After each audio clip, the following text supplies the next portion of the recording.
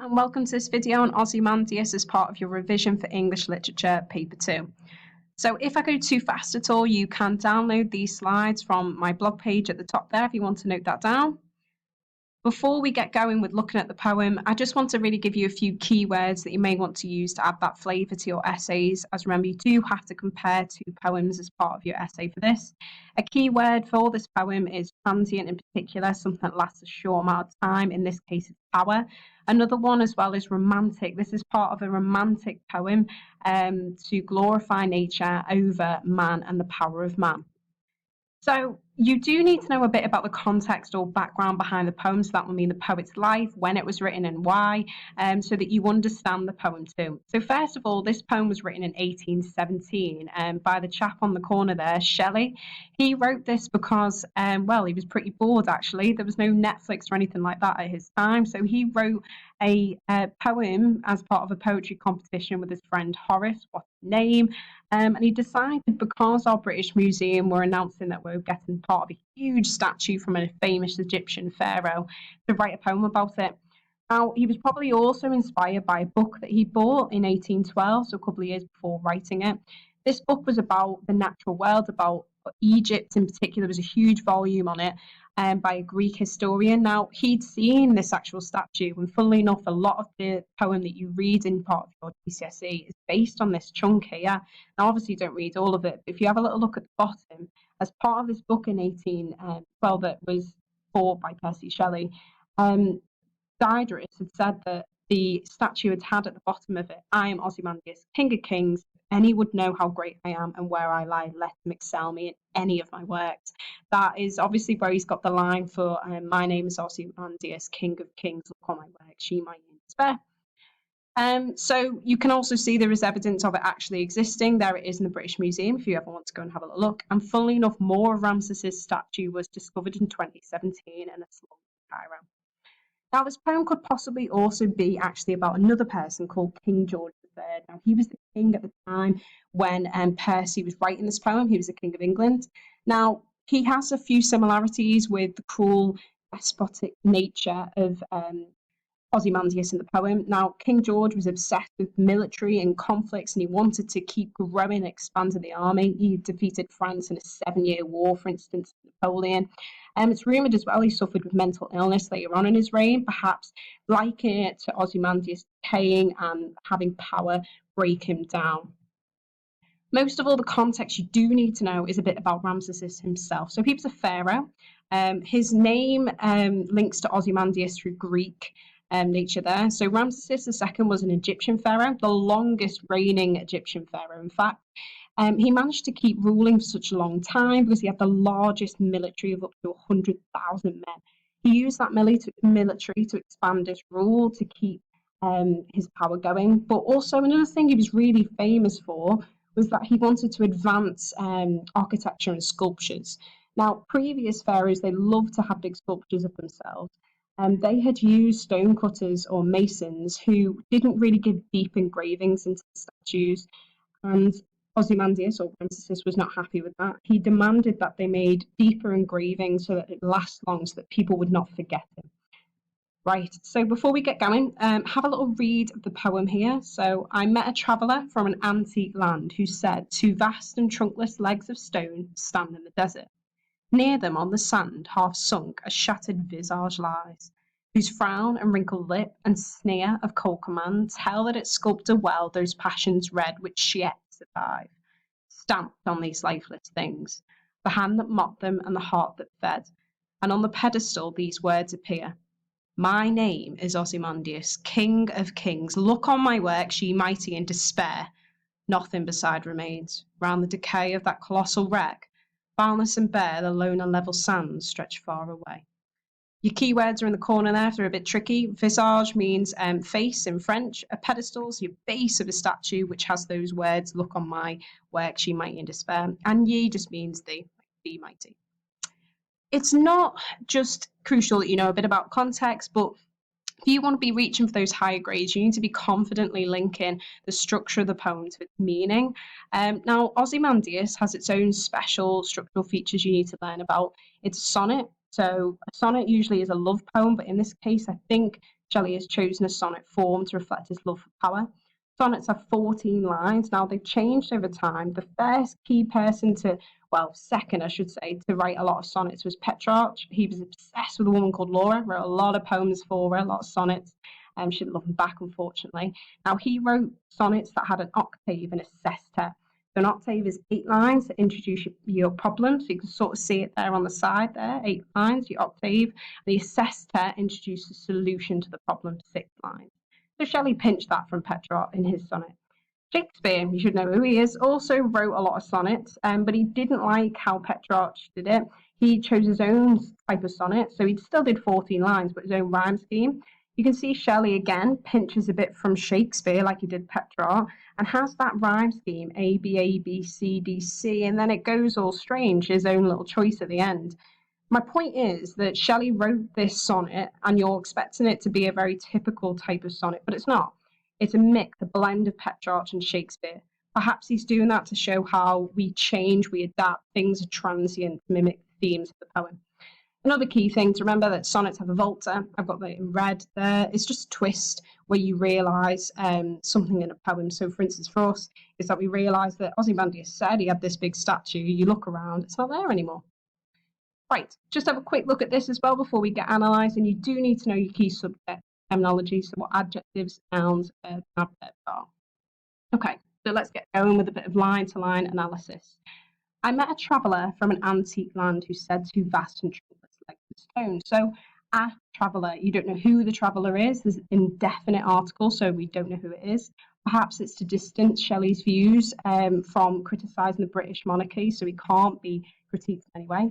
Antique means old, stress that nature's been the residing force over Ozymandias for a long time now. The statue's been broken away. You've got brilliant line here, vast and trunkless legs of stone. Now, vast means big. So the statue was made to be big to intimidate people. But this juxtaposes, that means contrast, with the word trunkless a bit later on. So that means that despite they were so huge, they're actually broken apart. It just shows you how quick his power vanished and how he's not intimidating anymore.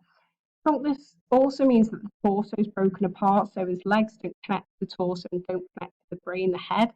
That could mean that how disconnected Ozymandias was as a person. His actions were not led by his mind. He didn't connect with it.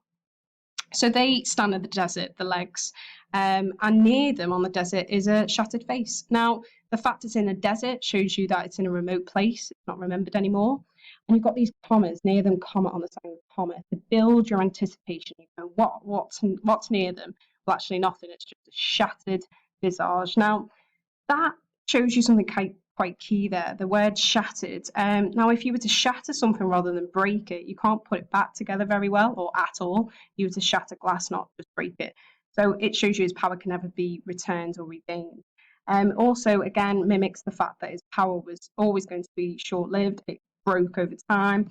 And notice the verb lies. It's very passive, just lying there. He's not doing anything active, all that power is gone. You've also got the fact that the face is half sunk. So it's half in the sand, half not. The sand has taken over and absorbed his power to show that nature's more powerful than humans. But also you could play around with this idea of half, this adverb half, because sunk is a verb, so adverb is adding to how sunk it is. Half could reflect he was two-faced as a person, and he tried to maybe hide his despotic, cruel ways from other people so that he could keep reigning over. Now, I've got a picture of a dog here to show you this wrinkled lip and sneer idea. Now, on the actual statue, there's a wrinkled lip and a sneer. So that highlights how cruel he was. He's sneering at other people, belittling and making other people feel small under him. Shelley's probably accentuating there how power makes you become evil and corrupt you. Also, it's important that you look at sounds and not just words. So you've got cold command. He gave cold command. Cold could really reflect how heartless his commands were. Like, was he commanding the death of others? But that sharp k sound, the alliteration, the two k, could reflect his cruel nature, constant cruel ways. Then you've got this line here. So this sneer and this wrinkled lip tell that the sculptor well those passions read. So that means you could tell that the sculptor really captured that wrinkled lip, that sneer. The sculptor, is being really glorified here to seem amazing for being able to capture all that horribleness on his face onto the statue. And there's an idea here that that survives. The artwork survives, not Ozymandias. The cruelness on his face survived longer. Again, that's quite romantic poetry to glorify arts, but also to show how humans are transient over other things. Stamped on these lifeless things. I know at first of all you might think, right, that means Ozymandias stamping on these lifeless things, the Egyptian civilians, but it can literally mean on one side that you just stamp the whole command onto the statue. It's to celebrate the sculptor and how he did that. And yes, it could, if you look at the demonstrative, these, like the objects, could mean he stamped on people so that they couldn't get in the way of him. Now, the hand that mocked them, the heart that fed. The hand here means a sculptor's, not Ozymandias's. And mock them then refers back to the wrinkled lip and the smear. It doesn't mean he mocked others. Now, I know you might think that initially. Mock can mean joke, and I know a lot of us know that for today's meaning, but it can also mean to copy. So if you read that now, it will mean the sculptor's hand managed to really copy the wrinkled lip well onto it. Now, the heart that fed does mean Ramesses or Ozymandias. His heart fed, his power, his love for power fed those horrible snarls, the commands, the wrinkled lip, to show how power hungry he was. Then you've got this brilliant bit that's on the bottom of the statue, which says, "My name is Ozymandias, King of Kings. Look on my works, ye mighty in despair." The fact it's on a pedestal shows he wants to be higher and knows his importance. But I really like the phrase King of Kings. He's not just the king, he's king of everyone. That hubristic, that arrogant, conceited nature there, that no one else is better than him. Then look on my works, ye mighty in despair, is a command. Look. That's an imperative verb. It's a command at the start to show he's not hesitant to give commands to others. He's saying, look at everything I have and freak out. Don't try and even challenge me. Possessive pronoun my here also shows he's quite proud of all the creations he made, like all the sculptures.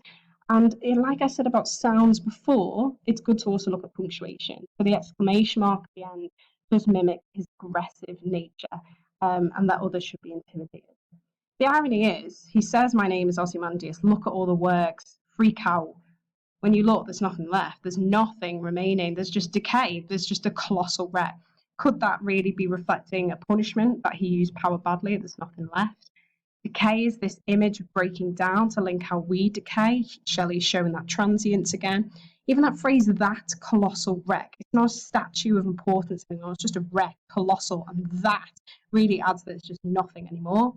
And you've got sounds here that low level sounds stretch. They are stretching long sounds, consonants, to show how long and wide the nature is and the sound is compared to him. Now, I know that was a very quick rundown, but for you, for thinking forward, you should try and really frame some exam questions of your own to link Ozymandias to other poems. You could plan an essay for that. Another key thing to do is get all of these points we've gone through in this video onto revision cards. Give it to someone who has no idea about these poems. They read the front out, Ozymandias, and you from memory have to say key quotes, stuff about the structure, like it's a Voltaire, for instance, within a sonnet, and key things about context. Well, now it's not just good enough to know this poem and know quotes. You need to be prepared to make a decision on what to link with. Now, for me, Ozymandias's busy mates are tissue. Now, perfectly, really, because tissue is about human power being short-lived. It breaks down like tissue paper, to really reflect well how her own husband had died of cancer too. That humans are not, invincible. There's this really good quote in Tissue: "Razor structure never meant to last." That could link to the shattered visage and the two vast trunkless legs. Things break down eventually. Its other mate is London. London is about abuse of power and about control, but you could contrast it, how the control will never stop in London. That rhyme scheme's constant. The stanzas are always the same size. The poverty in London won't stop and the poor can't fight back. Also goes really well for the same things with My Last Justice.